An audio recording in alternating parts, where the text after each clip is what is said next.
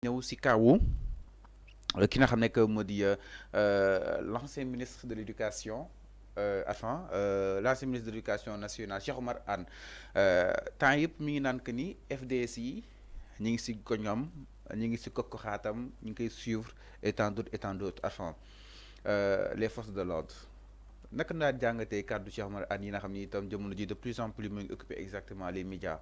oui kàddu yooyu dégg naa ko mais ñun càmbar nañu ba xam lan moo lalu si ginnaaw loolu parce que ils ont voulu politiser l'affaire dinaa non dañoo teg bët kër bu muy tabax parce que dafa nekk di tabax moom Cheikh Omar Anne dafa nekk di tabax gars yi ne non dañoo andi gendarmerie jéem ko xoñoñal ci tabax bu muy tabax immeuble am c'est pas le cas. Gendarmerie patrouille c'est une voiture de patrouille mooy gaare foofu ci alentour yooyu ay voiture de patrouille ñooy gaare ci alentour boobu di surveiller la zone ana lu ñuy ragal gendarmerie commencé guñu topp la reddition des comptes bi commencé wuñu topp kenn. Comment la gendarmerie peut aller chez Cheikh Omar Diagne pour faire là-bas quoi? Cheikh Omar Anne pour faire quoi là-bas? Voilà la manipulation. Ñi taxaw dina non gis naa image yi ay nit di jéem soi-disant ñoom ñooy jàppale Cheikh Omar Anne dina non gis ngeen xool leen gendarmerie acharnement la contre Cheikh Omar Anne benn acharnement amul.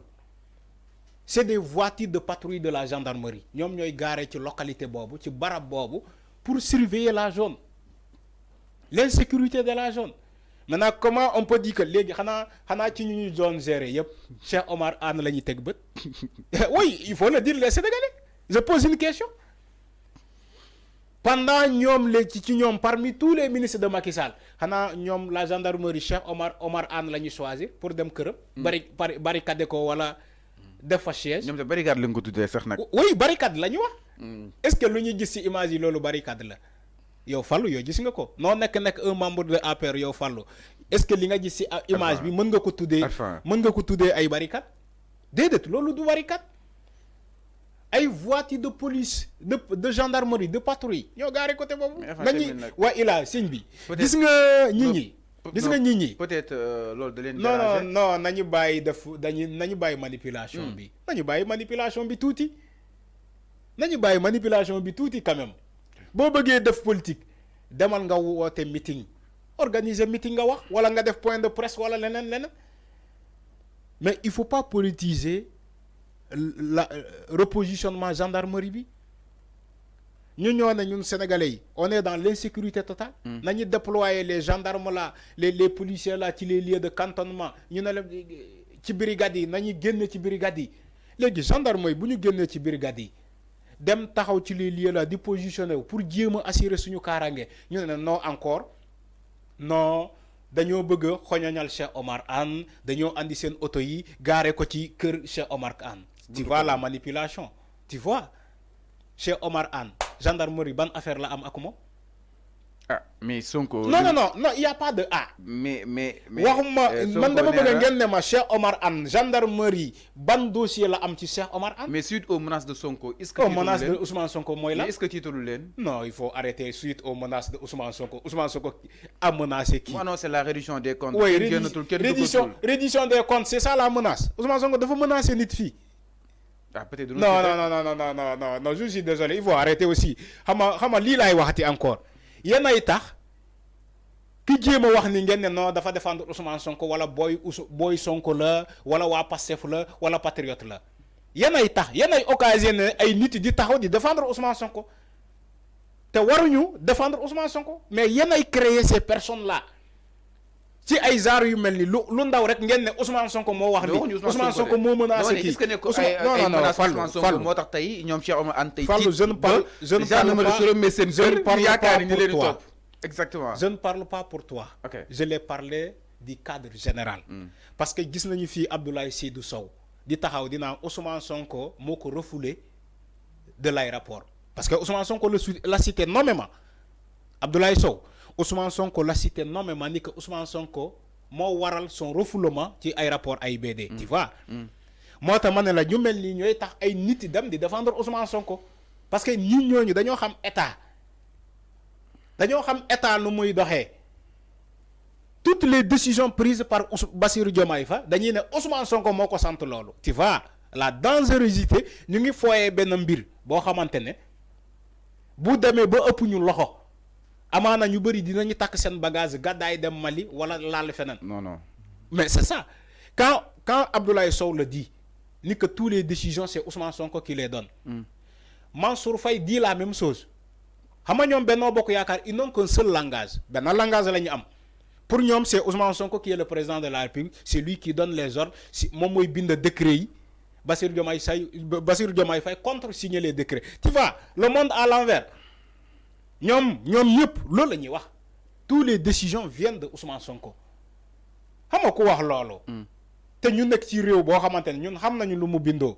Franchement, il faut qu'on se dise la vérité. Tu as envie parfois de contredire ces personnes-là. Tu as contredire, non, yo boy Sonko là. Voilà yo boy Pastef nga. Même ñun journalistes yi sax yi wax ñu joxe suñu xalaat yo xamantene dañuy xam ni que ñi lu ñuy wax ni manipulation la dañuy na ñun ay boy Sonko lañu. Ñun Sonko lañu faral. Tu vois? Pourtant Ousmane Sonko def na fi ben affaire bo xamantene ñun dañuy taxaw ne non num ko défé du nono. Yow ben jour tu peux m'en témoigner fi ay nit saga nañu ma parce que man dama né anduma ak li. D'accord, ko Ousmane Sonko bax dañ lay saga. Non, c'est pas comme ça. Moi ta mané la il faut pas occasionner des gens ñi taxaw di défendre parce que yéen a ngi ci ay manipulation, yéen a ngi fen sénégalais, yéen a ngi jël ay kaddu yo xamantene sur basé ci ben fondement logique. Comment Abdoulaye Sow peut dire que Ousmane Sonko mo me refoulé ay rapport. Nen Ousmane Sonko se trompe mais Sonko mo annoncé Ousmane Sonko se trompe. Mais Sonko mo annoncé Sonko mo taxaw def live annoncé ko. Ousmane Sonko bu annoncé. Mo annoncé quand même. Bu annoncé, c'est normal mu annoncé, il est le chef du gouvernement. Tu vas aujourd'hui au Canada. Le premier ministre Justin Trudeau mom moy annoncer la politique le développement, la politique de développement de ce pays-là. C'est le premier ministre Justin Trudeau qui a annoncé au Canada. Tu as l'impression, c'est lui le président de la République. Tu vas au Royaume-Uni, en Grande-Bretagne, en Angleterre. C'est le président, le premier ministre qui définit la politique du gouvernement. C'est le premier ministre qui définit la politique du gouvernement. Okay. Tu vas en Israël, par exemple, Benjamin Netanyahu, c'est lui qui définit la politique du gouvernement. Tu as l'impression que c'est lui qui prend les décisions. Quand Ousmane Sonko communique ni que d'ailleurs bloquer les frontières en attendant la réduction des comptes, c'est normal qu'il le dise parce qu'il est le chef du gouvernement. C'est lui qui définit la politique de la nation. Du gouvernement. Non, il n'est pas un juge, warul wax lolo. Non, Ousmane Sonko, il n'est pas la justice, non, warul wax lolo. Alors qu'il est le chef du gouvernement. Il faut arrêter. Au Canada, quand le gouvernement canadien prend la décision de stopper les visas de visiteurs, par exemple, je donne un exemple. Quand le gouvernement canadien donne une décision d'arrêter les visas de visiteurs au Canada, mais pourtant le ministre de la communication canadienne ne l'a pas dit, le porte-parole du gouvernement canadien ne l'a pas dit.